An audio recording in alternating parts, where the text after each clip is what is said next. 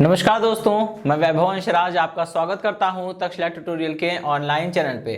दोस्तों, आज हम लोग बात करेंगे क्लास 12 के फिजिक्स के चैप्टर नंबर 12 के बारे में, जिसका नाम है परमाणु। इसमें दोस्तों हम लोग 3 लेक्चर कंप्लीट कर चुके थे। आज हम लोग बात करेंगे लेक्चर 12.4 के बारे में। दोस्तों, आज के लेक्चर का हमारा जो टॉपिक है वो है इलेक्ट्रॉन का कक्षीय वेग।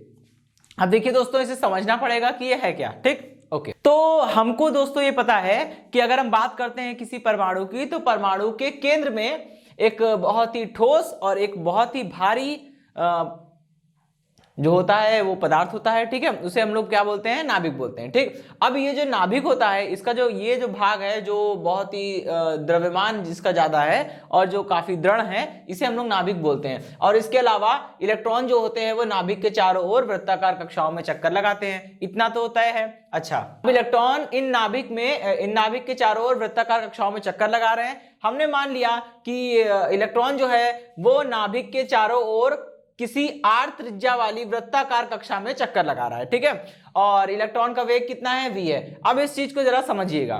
ठीक, तो हमें क्या करना है?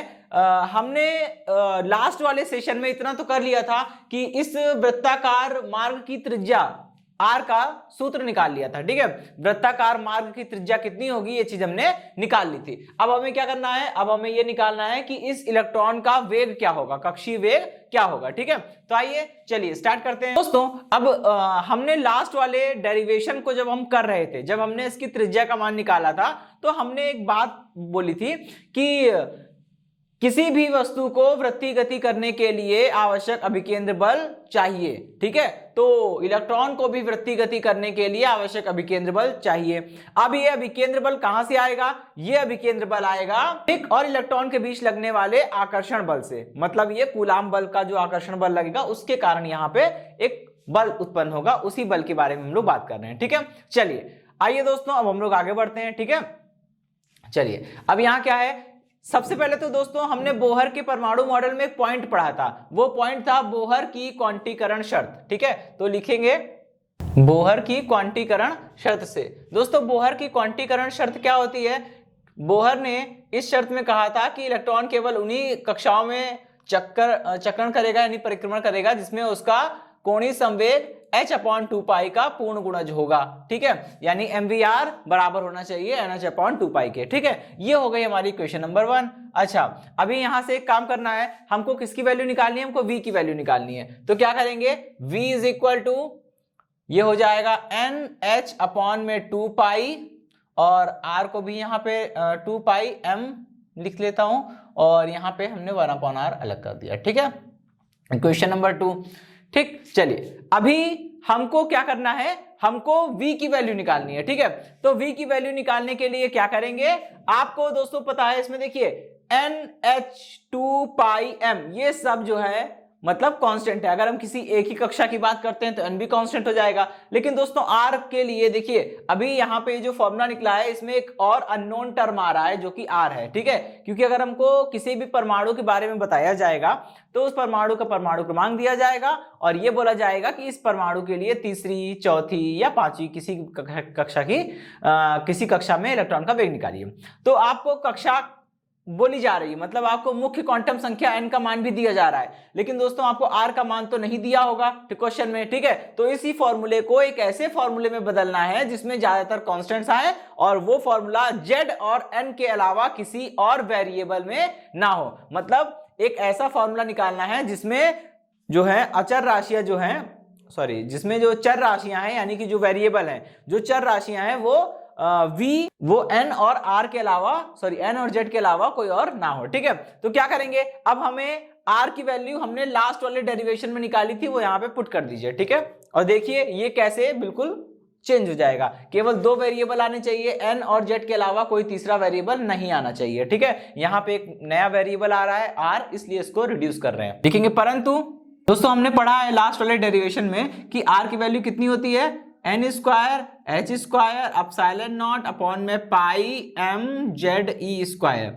ठीक है, ये इक्वेशन नंबर 3 हो गई। अब r की वैल्यू समीकरण नंबर 3 से उठा के 2 में रखिए। ठीक है, r का मान समीकरण 2 में रखिए। कितना हो जाएगा? ये हो जाएगा v is equal to h upon में 2πm। ठीक है, अब देखिए यहां पे दोस्तों 1/r लिखा है और हमें तो r की वैल्यू पता है, 1/r की वैल्यू नहीं पता है, तो उसको अपॉन में रखेंगे तो ये रिवर्स हो जाएगा। इस बात को समझिए, ठीक है। तो मैं यहाँ पे डायरेक्ट कर रहा हूं, क्योंकि जैसे ही आप r की वैल्यू यहाँ पे रखेंगे n² h² epsilon not upon pi mz², तो ये जो अपॉन में जो वैल्यू है पाई mz² वो ऊपर चली जाएगी, ठीक है। तो पाई mze² divided by n² h² epsilon not. अभी देखिए काफी कुछ चीजें कैंसिल हो जाएगी, जैसे m से m कैंसिल हो गया है, पाई से पाई कैंसिल हो गया है, ठीक है। और कुछ बचेगा, हाँ देखिए n से एक सिंगल पावर, h से एक सिंगल पावर, जो बचेगा उसको यहां लिख देंगे। v इज इक्वल टू कितना हो गया, ze² अपॉन में 2nh एप्सिलॉन नॉट, ठीक है। चलिए ये हो गई हमारी इक्वेशन नंबर 3, समझ आ गई। अच्छा अब ये जो फॉर्मूला निकल के आया है इसको जरा आप ध्यान से देखिए, इसमें केवल वेरिएबल 2 ही हैं, ठीक है। मतलब चर राशियां जिसका मान बदलता रहता है उन्हें चर राशियां बोलते हैं, ठीक है। तो चर राशियां यहां केवल 2 हैं, एक है z और दूसरी है n। n और z के अलावा कोई तीसरी चर राशि नहीं होनी चाहिए, ठीक है, तीसरा वेरिएबल नहीं होना चाहिए। अभी देखिए e एक कांस्टेंट है, 2 कांस्टेंट है, h कांस्टेंट है, एप्सिलॉन नॉट कांस्टेंट है। यहाँ केवल 2 वेरिएबल हैं, वो हैं z और n। अब ये फॉर्मूला ठीक है, हम लोग जब भी क्वेश्चन करेंगे इसी फॉर्मूले की हेल्प करेंगे और इसी फॉर्मूले की हेल्प लेंगे और यही फॉर्मूला अप्लाई करेंगे, ठीक है। अच्छा अभी देखिए यहाँ पे आपको दिख रहा होगा दोस्तों कि वेग, कक्षीय वेग जो है वो z के अनुक्रमानुपाती है और n के व्युत्क्रमानुपाती है, ठीक। मतलब अगर हम किसी एक ही परमाणु की बात करेंगे तो उस परमाणु की पहली कक्षा में जो वेग होगा वो ज्यादा होगा, लेकिन दूसरी कक्षा में जो वेग होगा वो कम होगा, तीसरी कक्षा में और कम, क्योंकि जैसे ही n का मान जो है वो बढ़ता जा रहा है तो v का मान कम होता जा रहा है, ठीक है। चलिए क्यों, क्योंकि जो बाहरी कक्षाओं में जो इलेक्ट्रॉन होते हैं उन पर नाभिक कम आकर्षण बल लगाता है और नाभिक जब कम आकर्षण बल लगाएगा तो उनका वेग भी कम होगा, ठीक है। चलिए ये तो बात हो गई क्वेश्चन नंबर 3 की। अभी दोस्तों यहां पे हम एक छोटा सा जैसे हमने लास्ट वाले डेरिवेशन में जब त्रिज्या निकाली थी तो हमने वहां पे एक छोटा सा कॉन्सेप्ट उठाया था कि बोहर त्रिज्या क्या होती है। जैसे त्रिज्या का सूत्र निकालते समय हमने बोहर त्रिज्या पढ़ी थी, अब हम लोग वेग का सूत्र निकालते समय बोहर वेग पढ़ेंगे, ठीक है। हाइड्रोजन परमाणु की पहली कक्षा में इलेक्ट्रॉन के वेग को बोहर वेग कहते हैं, ठीक है। चलिए अब हम क्या करेंगे, और हाइड्रोजन परमाणु की पहली कक्षा में इलेक्ट्रॉन के वेग को बोहर वेग कहते हैं, लेकिन हाइड्रोजन परमाणु के लिए दोस्तों z बराबर कितना रखना पड़ेगा, 1 रखना पड़ेगा, क्योंकि हाइड्रोजन का परमाणु क्रमांक 1 होता है और पहली कक्षा की बात हो रही है तो पहली कक्षा के लिए n बराबर 1 रखना पड़ेगा, ठीक है। तो z की जगह जब हम 1 रखेंगे तो 1 इंटू e² कितना आएगा दोस्तों, ये केवल e² आएगा, क्योंकि e² का 1 से मल्टीप्लाई करेंगे तो उतना ही आएगा, ठीक है। यहां देखिए n की वैल्यू 1 रखेंगे और जब इसका मल्टीप्लाई करेंगे 2 इंटू 1 तो ये 2 ही आएगा, ठीक है। तो ये कितना हो जाएगा 2h एप्सिलॉन नॉट, ठीक है। ये बोहर वेग है, जैसे बोहर त्रिज्या को r0 से लिखा था वैसे बोहर वेग को v0 से लिखेंगे, ठीक है। अब ये जो फॉर्मूला निकल कर आया है इसे हम लोग एक नई इक्वेशन बोल देंगे, इक्वेशन नंबर 3 हो चुकी थी, यहाँ पे जो वैल्यू निकल के आई है v की फाइनल, इसको हमने इक्वेशन नंबर 4 बोलेंगे और जो बोहर वेग निकल कर आया है इसे हम लोग इक्वेशन नंबर 5 बोलेंगे। ये क्या है, यहाँ पे मैं मेंशन कर दे रहा हूँ, v0 क्या है, v0 जो है बोहर वेग है, ठीक है, बोहर वेग है और मतलब बोहर वेलोसिटी। चलिए अभी इसकी वैल्यू निकाल लेते हैं, क्योंकि अगर आप इसे ध्यान से देखेंगे तो v0 का फॉर्मूला क्या आया है, e² upon 2h epsilon not.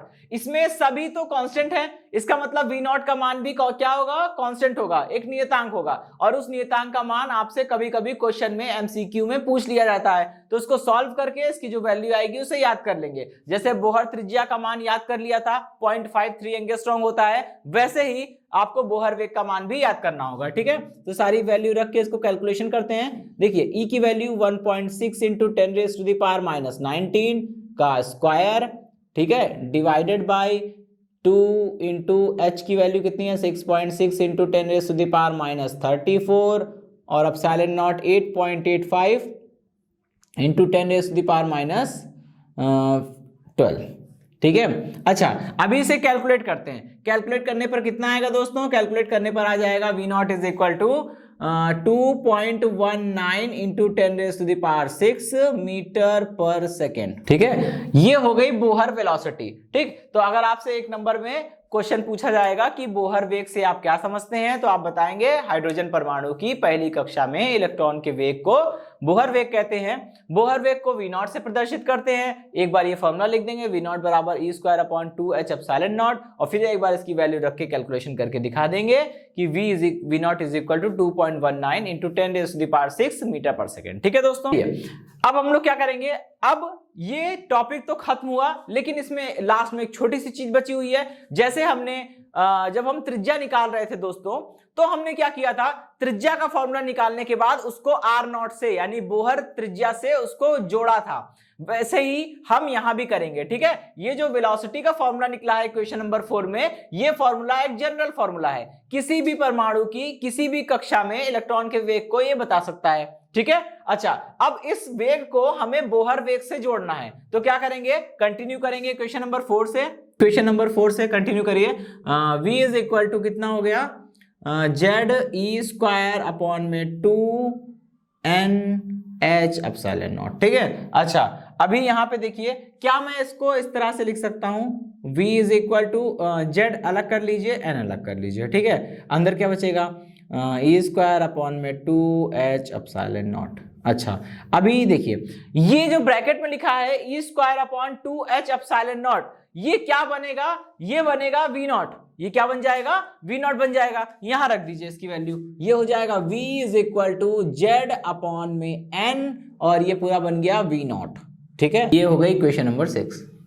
चलिए दोस्तों, तो V is equal to Z/N into V0, ये क्या है, ये किसी भी परमाणु की किसी भी कक्षा में इलेक्ट्रॉन के वेग को बता सकता है। ठीक है, बस आपको Z की वैल्यू रखनी पड़ेगी, N की वैल्यू रखनी पड़ेगी, और V0 की वैल्यू अगर याद होगी तो ये क्वेश्चंस अच्छे से हो जाएंगे इस फॉर्मूले का यूज करके। वरना अगर आप क्वेश्चन करने के लिए ये वाला फॉर्मूला यूज करेंगे तो ये काफी लेंथी हो जाएगा, कैलकुलेशन काफी बड़ी हो जाएगी। ठीक है, चलिए अब हम लोग क्या करेंगे, आगे बढ़ेंगे और इसी टॉपिक पे, इसी फॉर्मूले से पे बेस्ड एक क्वेश्चन देखेंगे। ठीक है, जिसमें यही वाला फॉर्मूला लगने वाला है। ओके दोस्तों, देखिए हमारा जो नेक्स्ट क्वेश्चन है वो क्या है। अब अगले क्वेश्चन में बोल रहे हैं, सोडियम परमाणु की तीसरी कक्षा में इलेक्ट्रॉन का कक्षीय वेग ज्ञात कीजिए। अब देखिए, यहाँ पे आपको सोडियम परमाणु बोला गया है। ठीक है, तो यहाँ पे Z की वैल्यू कितनी हो जाएगी, 11, क्योंकि सोडियम के लिए परमाणु क्रमांक कितना होता है, 11। ठीक है, और देखिए सोडियम परमाणु की तीसरी कक्षा में, ठीक है, सोडियम परमाणु की तीसरी कक्षा में इलेक्ट्रॉन का वेग पूछ रहे हैं। ठीक है, तो n बराबर कितना हो जाएगा, 3 हो जाएगा। तो सबसे पहले लिखेंगे, हम जानते हैं कि किसी परमाणु में इलेक्ट्रॉन का कक्षीय वेग निम्नलिखित होता है। इलेक्ट्रॉन का कक्षीय वेग हम फॉर्मूला पढ़ चुके हैं, V इज इक्वल टू कितना आया था, Z/N इंटू V0। ठीक है, हम यही वाला फॉर्मूला लगाएंगे क्योंकि इससे कैलकुलेशन आसानी से हो जाएगी। मेन फॉर्मूला लगाएंगे तो उसमें कैलकुलेशन काफी बड़ी हो जाएगी और फिर वो कैलकुलेशन में प्रॉब्लम करेगा। ठीक है, चलिए अब यहाँ पे बात हो रही है सोडियम की, तो सोडियम के लिए Z बराबर कितना होता है, 11। अब इतना आपको याद होना चाहिए कि सोडियम के लिए Z बराबर 11 है, सोडियम का परमाणु क्रमांक 11 है। ठीक है, अच्छा, अब तीसरी कक्षा की बात कर रहा है, तो तीसरी कक्षा के लिए n बराबर 3 हो जाएगा। ठीक है, V0 की वैल्यू कितनी है, 2.19 इंटू 10⁶। इसको जरा सॉल्व करेंगे तो कितना आएगा, 7.92 इंटू 10⁶। ये हो गई V की वैल्यू। ठीक, और मात्रक क्या होगा, यूनिट क्या होगी, मीटर पर सेकेंड। ठीक, चलिए, तो ये तो हो गई आपका आंसर। देखिए कितनी आसानी से हो गया। अगर हम लोग मेन फॉर्मूला जो था V is equal to ZE²/2NH epsilon naught, उसको लगाते हैं तो काफी लेंथी हो जाता है। ठीक है, चलिए अब दोस्तों ये क्वेश्चन यहाँ पे समाप्त हुआ और ये लेक्चर यहीं पे खत्म होता है। इस सेशन से जुड़े नोट्स प्राप्त करने के लिए डिस्क्रिप्शन में दिए गए लिंक पर जाके क्लिक कीजिए। ओके दोस्तों, आज के सेशन में इतना ही, मिलता हूं नेक्स्ट सेशन में, धन्यवाद।